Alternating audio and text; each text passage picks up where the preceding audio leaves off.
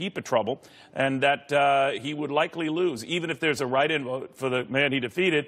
Well, they're strange. So if that happens and that vote is divided, the Democrat wins. After that point, you have as close a margin as you could probably want, about a 51-49 margin favoring Republicans, down from 52-48. You don't want to risk losing Republicans any more than you can, so try to get this done now. We shall see. To Politico Capitol Hill reporter Rachel Bay, campus reform media reporter Cabot Phillips. So, Rachel, to you first, and this prospect that the more stuff that's complicated, maybe actually speed up this process. Look, I think Republicans have decided that he is more of a liability than an asset. There's, of course, you mentioned the tax bill. There's a fear that he is going to lose a seat that should have been the safest seat on the map for Republicans at red state Alabama. That would mean one less vote for tax reform. This was already going to be close.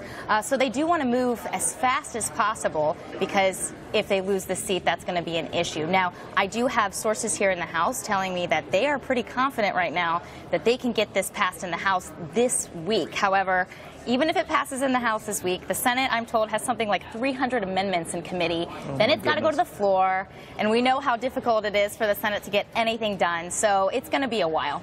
All right. On that same point, Cabot, if you'll indulge me here, Mitch McConnell is talking more about the Moore situation, the Judge Moore situation, that Republicans are looking for a viable write-in candidate for that Senate race. This is coming from the Louisville Courier-Journal, in which he spoke, and that a likely move could be just writing in a name. Now, obviously, inherent in writing in a name, whether it's Senator Strange or anyone else, is that further divides the Republican vote, makes it easier for the Democrat to slip in, and already that Democratic candidate has a 4-point lead in the polls. Now, that could change, but it does change the dynamics to Rachel's point about where we stand in this tax cut race, right? I think a lot of people are going to be writing in someone else. I don't think that's going to be enough to give Republicans a victory the way the momentum is going right now. And you mentioned how that race could be a reason Republicans are wanting to speed up the tax reform process.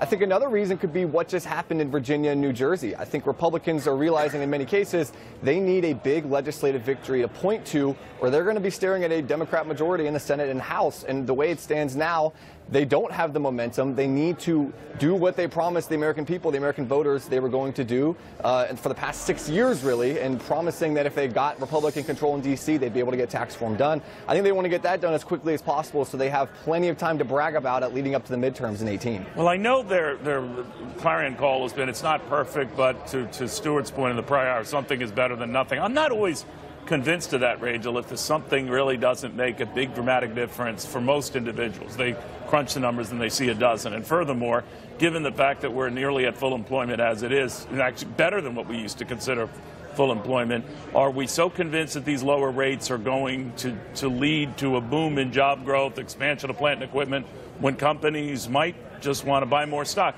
That's their right. They can do what they want with that tax savings, but I don't know if it translates to the beneficial jobs degree they say. What do you think?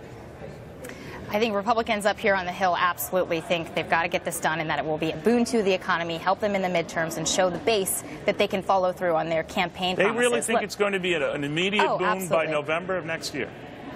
Yes, absolutely. I think that some people are still pushing for retroactive tax cuts. Well, that's not going to happen. Right. That one costs a lot more money. Look, there's a sort of this back and forth going on right now on the Hill. Who can scream louder on the tax bill? You have Democrats up here saying, this is going to be a tax hike on the middle class. It's going to hurt. Republicans sort of painting this as the best thing since sliced bread. The truth, of course, is sort of in the middle. I think we saw JCT, even the Tax Policy Center, which is sort of this nonpartisan group, come out and say each bracket is going to benefit. However, each bracket will also see some people that will see tax increases. So just depending on how you do your taxes, you might see your taxes go up. But Republicans are definitely holding on to this as, their lifesaver right now. There's a lot of people up here. There's no doubt about that. No doubt. Yes. Cabot, I'm wondering, when a lot of people crunch the numbers, leave aside those who live in high-tax states, when a lot more than just a few are going to end up not saving much, if not paying more.